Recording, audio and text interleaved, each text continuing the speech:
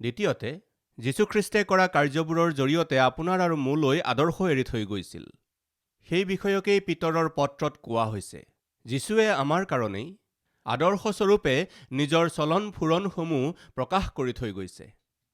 আমাৰ শত্ৰুবিলাকক আমি প্ৰেম কৰিবলৈ আদৰ্শ কোন? যীশুখ্ৰীষ্ট। আমাৰ শত্ৰুবিলাকক ক্ষমা কৰিবলৈ আদৰ্শ কোন? যীশুখ্ৰীষ্ট। ত্যাগ কৰাৰ আদৰ্শ যীশুখ্ৰীষ্ট। ধৈৰ্য আৰু সহনশীলতাৰ আদৰ্শ যীশুখ্ৰীষ্ট। পবিত্ৰতাৰ আদৰ্শ যীশুখ্ৰীষ্ট। প্ৰাৰ্থনা কৰাৰ আদৰ্শ যীশুখ্ৰীষ্ট। যীশুখ্ৰীষ্ট নিজেই প্ৰাৰ্থনা কৰিবলগীয়া হৈছিল যদি আপুনি আৰু মই প্ৰাৰ্থনা কৰিবলৈ অস্বীকাৰ কৰিলে কেনেকৈ হ'ব কওকচোন? আজি আপুনি আৰু মই প্ৰাৰ্থনা কৰিবলৈ আদৰ্শ হৈছে প্ৰভু যীশুখ্ৰীষ্ট। যীশুখ্ৰীষ্টেই প্ৰাৰ্থনা কৰিবলগীয়া হৈছিল যদি আমি প্ৰাৰ্থনা নকৰিলে কেনেকৈ হ'ব? প্ৰতিদিনে পুৱাতেই উঠি তেওঁ অকলশৰে একাষৰীয়াকৈ গৈ প্ৰাৰ্থনা কৰিছিল। অকল সেয়াই নহয়, প্ৰতিদিনে সন্ধিয়া জৈতুন পৰ্বতলৈ গৈ তেওঁ নিয়মীয়াকৈ অভ্যাসগত হিচাপে প্ৰাৰ্থনা কৰিছিল। তেওঁৰ এটা অভ্যাস আছিল। কি? প্ৰাৰ্থনা কৰাৰ অভ্যাস। সেই পদটো পঢ়ো আহক। লোকে লিখা শুভবাৰ্তাৰ 22 অধ্যায় 39 পদ। পাছে তেওঁ বাহিৰলৈ ওলাই তেওঁৰ নিয়মৰ দৰে জৈতুন পৰ্বতলৈ গ'ল। 41 পদ। পাছে তেওঁ শিলৰ এটা দলিমানৰ আঁতৰ হৈ আঁঠু কাঢ়ি প্ৰাৰ্থনা কৰি ক'লে। তেওঁ এইদৰে কৰে। জৈতুন পৰ্বতলৈ যোৱাটো তেওঁৰ এটা নিয়মৰ দৰে আছিল। কিয় গৈছিল? প্ৰাৰ্থনা কৰিবলৈ। দোকমোকালিতে অৰণ্যলৈ গৈছিল। কিয় গৈছিল? প্ৰাৰ্থনা কৰিবলৈ। সেই লোকে লিখা শুভবাৰ্তাৰেই 21 অধ্যায়ৰ 37 নম্বৰ পদ। সেই সময়ত তেওঁ দিনৌ ধৰ্মধামত উপদেশ দিছিল। যীশুখ্ৰীষ্টে প্ৰতিদিনে উপদেশ প্ৰদান কৰিছিল আৰু ৰাতি বাহিৰলৈ গৈ জৈতুন নামেৰে পৰ্বতত কটাইছিল। ৰাতি হ'লেই তেওঁ জৈতুন পৰ্বতলৈ উঠি গৈছিল। ৰাতিপুৱা অৰণ্যত প্ৰাৰ্থনা কৰিছিল। প্ৰভু যি স্থানতেই থাকিছিল তাৰ ওচৰতে থকা জংঘলখনলৈ গৈ তেওঁ প্ৰাৰ্থনা কৰিছিল। গোটেই দিন উপদেশ প্ৰদান কৰিছিল, ঈশ্বৰৰ ৰাজ্যৰ বিষয়ে প্ৰচাৰ কৰিছিল আৰু গধূলি হ'লেই জেৰুচালেমত যদি থাকিছিল তেওঁ জৈতুন পৰ্বতলৈ গৈ প্ৰাৰ্থনা কৰিছিল। দিনটোৰ আৰম্ভণি প্ৰাৰ্থনাৰে আৰু দিনটোৰ সামৰণিও প্ৰাৰ্থনাৰে। যীশুখ্ৰীষ্টৰ এই প্ৰাৰ্থনাশীল জীৱন আমাৰ বাবে আদৰ্শ। আমি এনেকুৱা আদৰ্শময় জীৱন যাপন কৰিলে কিমান যে ভাল হ'ব।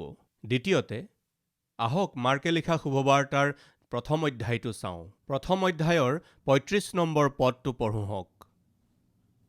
পাছে অতি ৰাতিপুৱা আন্ধাৰ থাকোঁতেই তেওঁ উঠি কোনে প্ৰাৰ্থনা কৰিলে? তেওঁ কোন? আমাৰ প্ৰভু যীশুখ্ৰীষ্ট। তেওঁ প্ৰাৰ্থনা কৰিলে। দ্বিতীয়তে, কেতিয়া প্ৰাৰ্থনা কৰিলে? ৰাতিপুৱাই উঠি। কেতিয়া? অতি ৰাতিপুৱাই প্ৰাৰ্থনা কৰিছিল। প্ৰাৰ্থনাৰ বিষয়ে ক'লে আমাৰ মাজৰ বহুতে কয়, ভাই কি হ'ব, পৰিয়ালতেই সময় গুচি যায়। ঘৰৰ কাম, পাকঘৰৰ কাম, ভাত বনোৱা আৰু খুওৱা, স্কুলৰ বাবে যুগুত কৰি পঠোৱা, সিহঁতক পঢ়োৱা আৰু কাপোৰ কানি ধোৱা, গোটেই ঘৰটো সজাই তোলা, এইবোৰ কামতেই সময় গুচি যায়। আকৌ চাকৰিয়ালসকলে কয়, কেনেকৈ হ'ব ভাই, ৰাতিপুৱাই উঠি যুগুত হ'ব লাগে বা ভাত বনাব লাগে, ৰাতিপুৱা জলপান বনাব লাগে আৰু সোনকালে চাকৰিলৈ যাব লাগে আৰু ৰাতি 8টা-9টা বজাত ঘৰ আহি পাওঁ। আহি গা ধুব লাগে আৰু অলপ পিছতে আহাৰ খাব লাগে আৰু তাৰ পাছত অলপ টিভি চাব লাগে আৰু শুই যাব লাগে। ক'তনো সময় আছে ভাই, ব্যৱসায়ৰ কথানো আৰু কি ক'ম, ৰাতিপুৱাৰ পৰা সন্ধ্যালৈকে, ৰাতি 11-12টালৈকে ব্যৱসায়। গতিকে কি কাৰণত আমি প্ৰাৰ্থনা কৰিব পৰা নাই? প্ৰাৰ্থনা কৰিছেনে ভাই বুলি ক'লে, ক'ত ভাই, সময়ে নাপাওঁ দেখোন ভাই। সাধাৰণতে মানুহে প্ৰাৰ্থনা কৰা কামটোক হেয় জ্ঞান কৰা লোকসকলে সাধাৰণতে কয়, ক'ত ভাই, সময়ে নাপাওঁ, প্ৰাৰ্থনা কৰিবলৈ সময়ে নহয়। আমি যদি এইদৰে উত্তৰ দিওঁ তেন্তে আমি নিজকে এবাৰ পৰীক্ষা কৰি চাব লাগে। সময় নাই বুলি কেতিয়াবা আমি ৰাতিপুৱাৰ আহাৰ খাবলৈ এৰিছোঁ জানো? দৈনন্দিন অন্য কাম কৰিবলৈ এৰি দিছোঁ জানো? আমি ভাত খাবলৈ এৰি দিছোঁ নেকি? গা ধুবলৈ এৰি দিছোঁ নেকি? টিভি চাবলৈ এৰি দিছোঁ নেকি? চেলফোন ব্যৱহাৰ কৰিবলৈ এৰি দিছোঁ জানো? চাকৰি কৰিবলৈ এৰি দিছোঁ জানো? পানী খাবলৈ এৰি দিছোঁ জানো? নিউজ পেপাৰ পঢ়িবলৈ এৰি দিছোঁ জানো? এবাৰ ভাবি চাওকচোন। যিমান ব্যস্ত হ'লেও আমাৰ দৈনিক জীৱনত প্ৰতিদিনে কৰা আমাৰ দৈনন্দিন কাৰ্যবোৰ চলিয়েই থাকে। সময় নাই বুলি কোনোবাই ৰাতিপুৱা আহাৰ নকৰাকৈ বাহিৰলৈ ওলাই যাব জানো? সময় নাই বুলি দৈনন্দিন কৰি থকা কামবোৰ নকৰিব জানো? টাইম নাই বুলি কোনোবাই ব্ৰেকফাষ্ট নোখোৱাকৈ থাকিব জানো? সকলো কামৰ কাৰণে সময় আছে।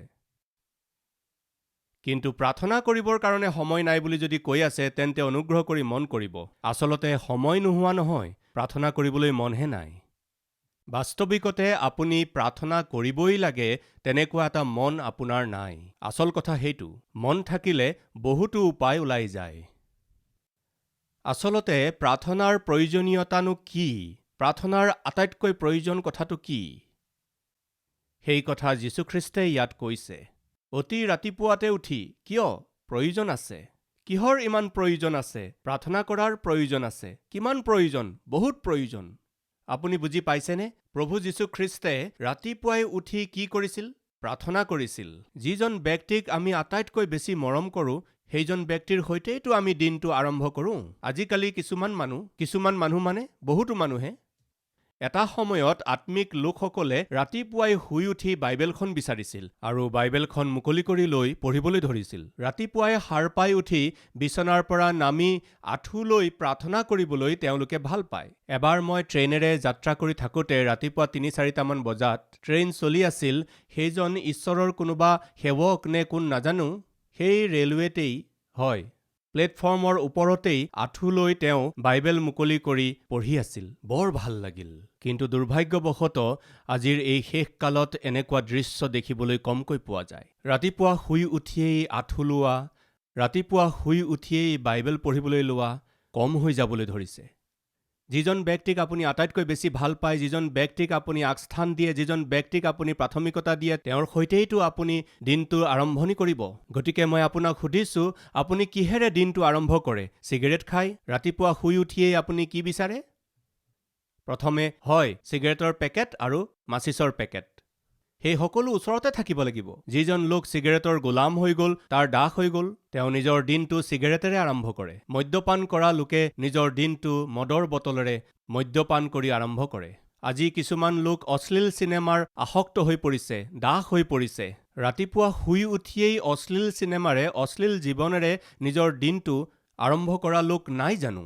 কিছুমানে ৰাতিপুৱা শুই উঠিয়েই টিভি অন কৰি দিয়ে, নিউজেৰে নিজৰ দিনটো আৰম্ভ কৰে, বা বাতৰি কাকত পঢ়ি নিজৰ দিনটো আৰম্ভ কৰে, বা ৰাতিপুৱা খোজ কঢ়াৰ দ্বাৰাই দিনটো আৰম্ভ কৰে, বা ব্যায়াম কৰি আৰম্ভ কৰে। আৰু কিছুমান লোকে ৰাতিপুৱা কফি খাই দিনটো আৰম্ভ কৰে। কাৰণ এওঁলোকৰ জীৱনত এই সকলোবোৰ বৰ গুৰুত্বপূৰ্ণ। কফি গুৰুত্বপূৰ্ণ, খোজ কঢ়া গুৰুত্বপূৰ্ণ, ব্যায়াম গুৰুত্বপূৰ্ণ। চিগাৰেট, বিড়ি, মদৰ বটল, চেলফোন, অশ্লীল চিনেমা বা নিউজ। যদি আপুনি আত্মিক লোক হয়, আপুনি নিজৰ দিন কেনেকৈ আৰম্ভ কৰিব জানেনে? প্ৰাৰ্থনাৰে। কেতিয়া জানেনে? অতি ৰাতিপুৱাই যীশুৱে দিনটোৰ কাৰ্য আৰম্ভ কৰাৰ আগতে প্ৰাৰ্থনা কৰিছিল। এতিয়া এটা প্ৰশ্ন হ'ল, আমাৰ সমস্যাটো কি? প্ৰাৰ্থনা কৰিবলৈ আমাৰ সময় নাই। কথা হ'ল, যীশুখ্ৰীষ্টতকৈ ব্যস্ত প্ৰচাৰক বা ভাৱবাদী কোনোবা আছেনে? যীশুখ্ৰীষ্টতকৈও ব্যস্ত ব্যক্তি কোনোবা আছেনে? প্ৰায় 12 ঘণ্টা যীশুখ্ৰীষ্টে পৰিচৰ্যা কৰিছিল। দিন থকালৈকে মোৰ পিতৃৰ পৰিচৰ্যা কৰিব লাগে বুলি কৈছিল। 12 ঘণ্টা। বহু সময়ত আহাৰ কৰিবলৈকো যীশুখ্ৰীষ্টৰ সময় নোহোৱা হৈছিল। কিন্তু মন কৰিব, যীশুখ্ৰীষ্টে কি কৰিছিল জানেনে? দিন আৰম্ভ হোৱাৰ পাছত প্ৰাৰ্থনা কৰিবলৈ অসুবিধা হ'ব কাৰণে তেওঁ সেই দিন আৰম্ভ হোৱাৰ আগতেই, অতি ৰাতিপুৱাতে আন্ধাৰ হৈ থাকোঁতেই তেওঁ শুই উঠি প্ৰাৰ্থনাৰ কাৰণে, কোনো যাতে বাধা নহয় তাৰ কাৰণে তেওঁ নিজৰ প্ৰাৰ্থনাৰ জীৱনটো ৰক্ষা কৰিলে। আপুনি শুই উঠাৰ পাছত হয়তো প্ৰাৰ্থনাৰ কাৰণে সময় নাপায়, সেইকাৰণে এঘণ্টাৰ আগতে উঠক। আগতে যদি 6 বজাত উঠিছিল, এতিয়া 5 বজাত উঠক। দিনটোৰ প্ৰথম ঘণ্টাটো ঈশ্বৰক দিবলৈ চেষ্টা কৰক। আগতে যদি 5 বজাত উঠিছিল, এতিয়া 1 ঘণ্টা আগতে উঠক।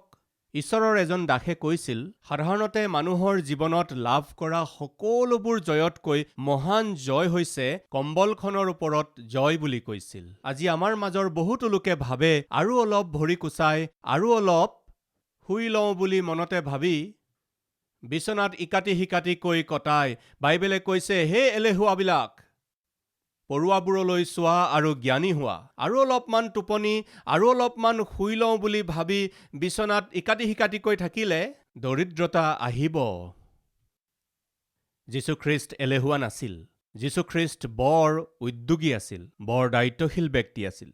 তেওঁৰ সেৱাই হওক বা তেওঁৰ পৰিচৰ্যাই হওক, তেওঁৰ প্ৰাৰ্থনা জীৱনত যাতে বাধা নহয়, প্ৰাৰ্থনা কৰিবলৈ মোৰ সময় নাই তেনেকৈ ক'বলৈ সুযোগ নিদি নিজৰ পৰিচৰ্যা তেওঁ আৰম্ভ কৰাৰ আগতেই ঈশ্বৰৰ উপস্থিতিলৈ গৈ প্ৰাৰ্থনা কৰিছিল। অতি দুকমুকালিতে উঠি প্ৰাৰ্থনা কৰাটো কাৰ সাদৃশ্য হয় জানেনে? তেওঁ যিজনক আটাইতকৈ বেছি প্ৰেম কৰে তেওঁৰ সৈতেই নিজৰ জীৱনটো নিজৰ দিনটো পৰিচৰ্যা আৰম্ভ কৰে। আদিতে ঈশ্বৰে ইন দ্য বিগিনিং গড ঈশ্বৰৰ সৈতে দিনটো আৰম্ভ কৰিলে তেওঁ বৰ আশীৰ্বাদিত হ'ব। তাৰ বাবে আদৰ্শ হৈছে প্ৰভু যীশুখ্ৰীষ্ট। তেওঁ নিজৰ দিনৰ আৰম্ভ পিতৃৰ সৈতেই কৰিছিল। ৰাতিপুৱাই শুই উঠি অন্য কোনো কাম কৰাৰ পূৰ্বেই কাৰোবাৰ সৈতে কথা পতাৰ পূৰ্বেই সৰ্বপ্ৰথমে পিতৃৰ সৈতে কথা পাতিছিল। তৃতীয়তে ক'ত প্ৰাৰ্থনা কৰিছিল? বাইবেলে আমাক কৈছে প্ৰথম কোনে প্ৰাৰ্থনা কৰিছিল? প্ৰভু যীশুখ্ৰীষ্টে। কেতিয়া প্ৰাৰ্থনা কৰিছিল? অতি দুকমোকালিতে উঠি। তেওঁ ক'ত প্ৰাৰ্থনা কৰিছিল? নিৰ্জন ঠাইত।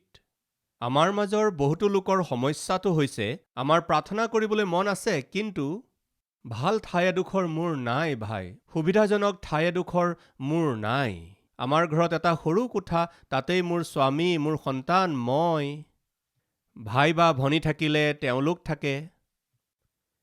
সেইকাৰণে হৈয়ে নুঠে ভাই। আজি আমাৰ মাজত এনেকুৱা কোনোবা আছে নেকি প্ৰাৰ্থনা কৰিবলৈ যাৰ ভাল ঘৰ নাই, প্ৰাৰ্থনা কৰিব পাৰিবৰ কাৰণে ভাল এটা কোঠা নাই, প্ৰাৰ্থনা কৰিব পাৰিবৰ কাৰণে ভাল এটা পৰিৱেশ নাই বুলি কোৱা কোনোবা আছে নেকি? তেন্তে অনুগ্ৰহ কৰি শুনিব, প্ৰাৰ্থনা কৰিবলৈ আপোনাক সৰ্বপ্ৰথমে এখন স্থান নহয়, এখন শুদ্ধ হৃদয় লাগে। যীশুখ্ৰীষ্টৰ বাবেও এই পৃথিৱীত মূৰটো থ'বলৈকো ঠাই নাছিল। তেওঁ সন্ধিয়া সদায় জৈতুন পৰ্বতলৈ কিয় গৈছিল জানেনে?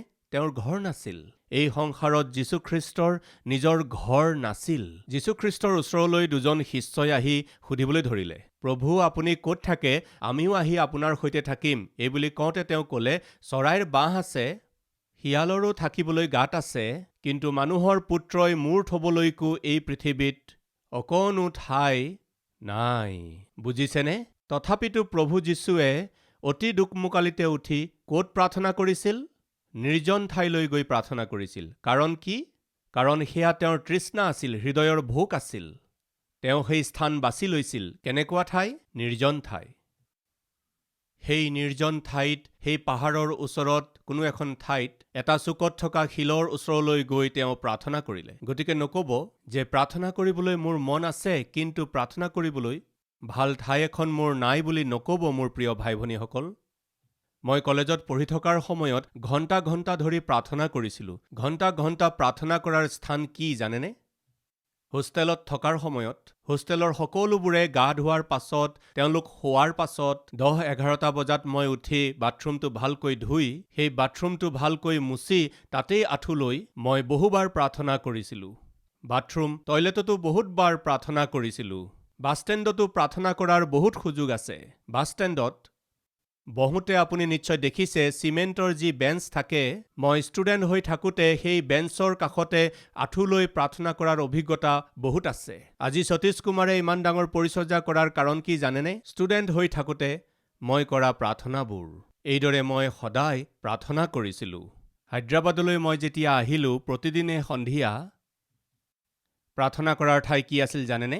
এখন খেলপথাৰ, স্কুলৰ খেলপথাৰ। সেই স্কুলৰ খেলপথাৰলৈ গৈ কেইজনমান মানুহক গোটাই একেলগে আঁঠু কাঢ়ি 3-4 ঘণ্টা সময় প্ৰাৰ্থনা কৰিছিলোঁ। সদায় এইদৰে প্ৰাৰ্থনা কৰিছিলোঁ।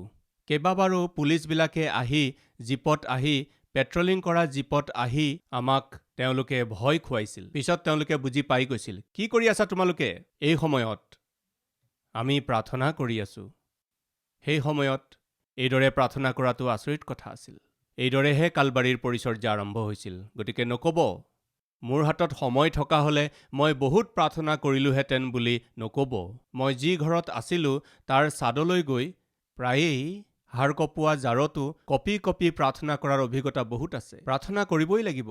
ক'ত? আপুনি য'ত আছে তাতেই নিজৰ সুবিধাজনক ঠাই এডোখৰ বাছি লৈ প্ৰাৰ্থনা কৰক।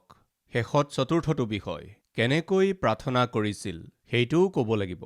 মই আশা কৰিছোঁ এখন নিৰ্জন ঠাইলৈ গ'ল, তাত প্ৰাৰ্থনা কৰিবলৈ ধৰিলে। কেনেকৈ প্ৰাৰ্থনা কৰিলে? অকলে প্ৰাৰ্থনা কৰিলে। শিষ্যসকল থকাটো 12জন শিষ্যৰ 11জন লগত থকা স্বত্তেও 3জনক লগত লৈ গৈছিল আৰু তেওঁলোকক ক'লে তোমালোকে ইয়াতে ৰৈ প্ৰাৰ্থনা কৰা বুলি কৈ এটা লদা দলিওৱামান বাট গৈ নিৰ্জনতাত প্ৰাৰ্থনা কৰিলে। যীশুখ্ৰীষ্টে নিৰ্জনতাত প্ৰাৰ্থনা কৰিলে। পাৰিবাৰিক ৰূপে প্ৰাৰ্থনা কৰা বৰ ভাল কথা। মণ্ডলী হিচাপে প্ৰাৰ্থনা কৰাটো তাতকৈও ভাল কথা।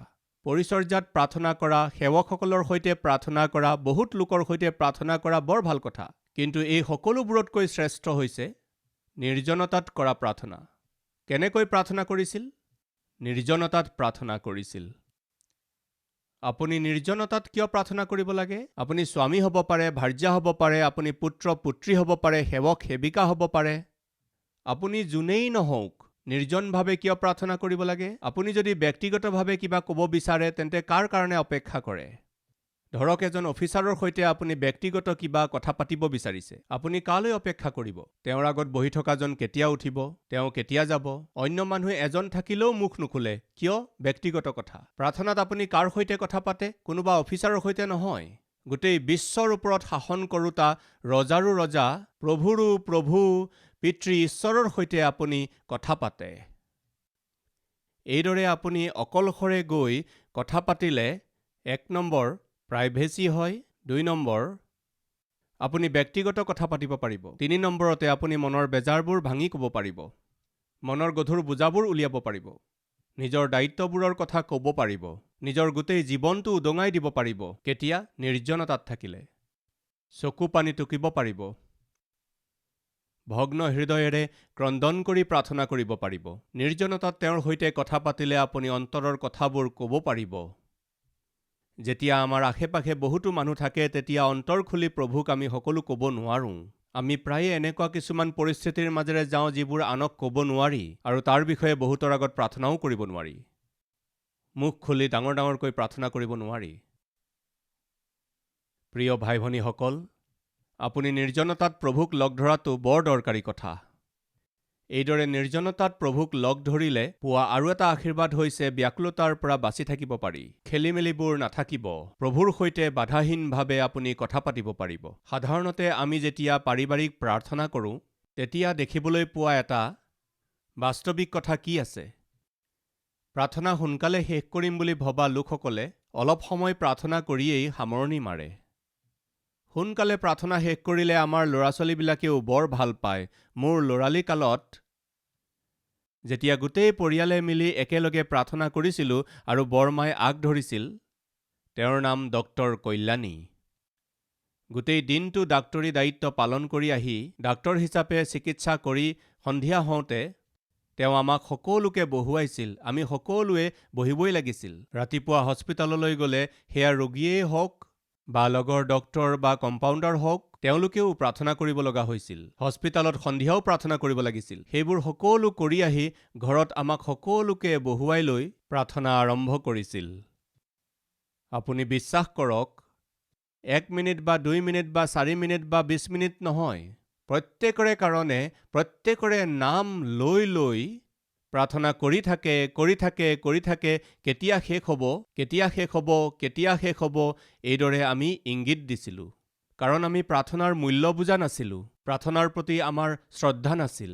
কেতিয়া প্ৰাৰ্থনা শেষ হ'ব সেইটোৱে চিন্তা। আপোনাৰ পিতৃ-মাতৃয়ে বৰ দায়িত্বশীলতাৰে, বৰ আন্তৰিকতাৰে পৰিয়ালৰ বুজাবোৰ নিজে বুকিব নোৱাৰি প্ৰভুৰ ওপৰতে সঁপি দিয়া প্ৰাৰ্থনা কৰি থাকোঁতে প্ৰিয় ভাই ভনীসকল, আমনি নকৰিব। আপোনাৰ মা হওক বা দেউতা হওক, একান্তভাৱে প্ৰাৰ্থনা কৰি থাকোঁতে অৰ্থপূৰ্ণ আত্মিকতা দেখুৱাই এক উদ্দেশ্যপূৰ্ণ জীৱন জীয়াই থাকি সাৰ্থকৰূপে প্ৰাৰ্থনা কৰি থকা পিতৃ-মাতৃক বাধা নিদিব। একান্তৰূপে প্ৰাৰ্থনা কৰাটো এক আশীৰ্বাদ। ব্যক্তিগতভাৱে আপুনি ইচ্ছামতে ঈশ্বৰৰ সৈতে কথা পাতিব পাৰে। মন খুলি কথা ক'ব পাৰিব। মনৰ সকলো কথা তেওঁক ক'ব পাৰিব। আপুনি যীশুৰ ওচৰত হাঁহিব পাৰিব। যীশুখ্ৰীষ্টৰ আগত কান্দিব পাৰিব। যীশুখ্ৰীষ্টৰ আগত প্ৰণিপাত কৰিব পাৰিব। নিৰ্জনতাত যীশুখ্ৰীষ্টে কেনেকৈ প্ৰাৰ্থনা কৰিছিল? তেওঁ আঁঠুলৈ প্ৰাৰ্থনা কৰিছিল। ক'ত প্ৰাৰ্থনা কৰিছিল? নিৰ্জনতাত প্ৰাৰ্থনা কৰিছিল। কেতিয়া প্ৰাৰ্থনা কৰিছিল? দোকমোকালিতে শুই উঠি প্ৰাৰ্থনা কৰিছিল। আচলতে কোনে প্ৰাৰ্থনা কৰিছিল? আমাৰ সকলোৰে আদৰ্শ প্ৰভু যীশুখ্ৰীষ্টে। পিতৰৰ প্ৰথম পত্ৰ 2:21। কিয়নো তোমালোক যেন খ্ৰীষ্টৰ খোজৰ অনুগামী হোৱা, এই কাৰণে তেওঁ তোমালোকৰ অৰ্থে দুখ ভোগ কৰি তোমালোকৰ কাৰণে এটি আৰ্হি ৰাখি গ'ল। তেওঁৰ খোজে খোজে যাতে আমি চলি যাব পাৰোঁ। যীশুখ্ৰীষ্টৰ আশা হৈছে আমিও যাতে তেওঁৰ সমান জীওঁ, আমিও যাতে তেওঁৰ সমান জীওঁ। সেয়া কেতিয়া সম্ভৱ?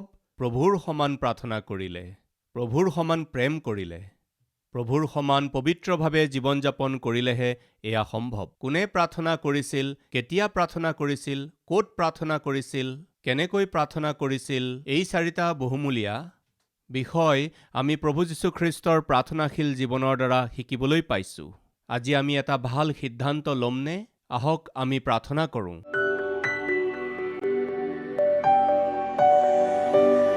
মহান পবিত্ৰ প্ৰেমী ঈশ্বৰ পিতা, অতি দুখমোকালিতে উঠি প্ৰাৰ্থনা কৰিবলৈ পিতা আপুনি আমাক শিকাওক।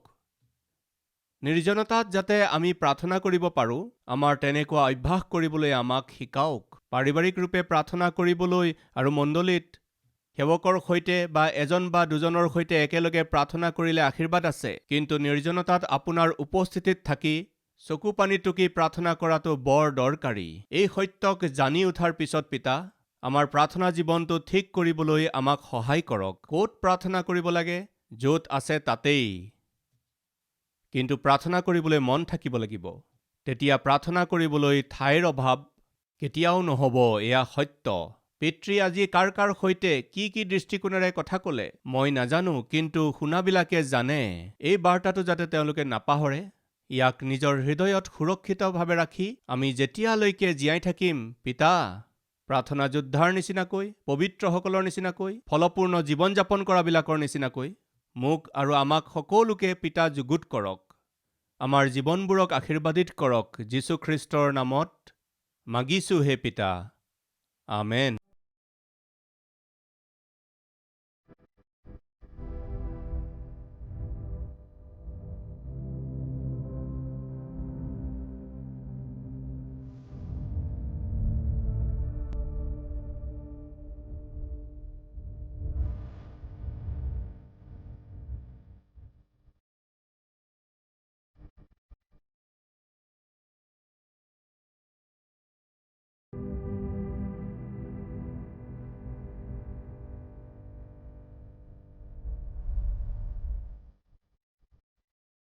हमारा address Calvary, post box number 30, Kukatpally, Hyderabad 72।